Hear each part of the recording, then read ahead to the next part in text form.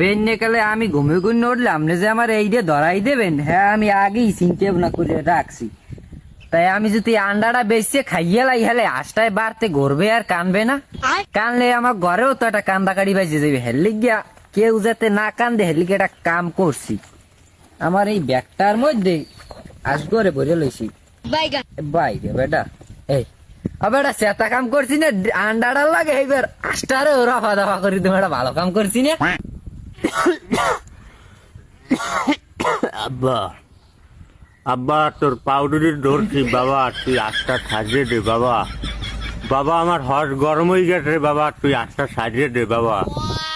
মাউ করবে কয় কি আইজানের আগে উঠে এবার আস সারিয়ে দে, সব আস বিলের মধ্যে গেছে গিয়া কি কষ্ট করে ধরে লই যাই, এবার আবার কয় মাউ করবে এই সারিয়ে দিতে।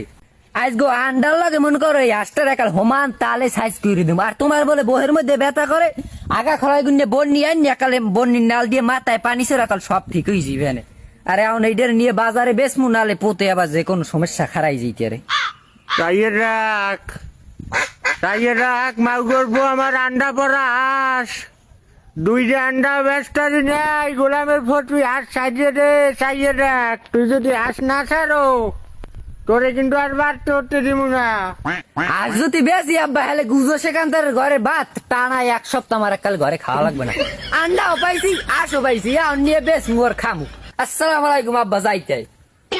আল্লাহ আমার আন্ডা পাড়া হাঁস, আল্লাহ ওয়াল্লাহ বুড়া কালে আমি তোমার আর এই গোলামের ফোরে চাই নেই। আল্লাহ তুমি কি লিখে দিলে আল্লাহ, আমার সংসারের বাড়ি যাও নিস না, সাজিয়ে দে।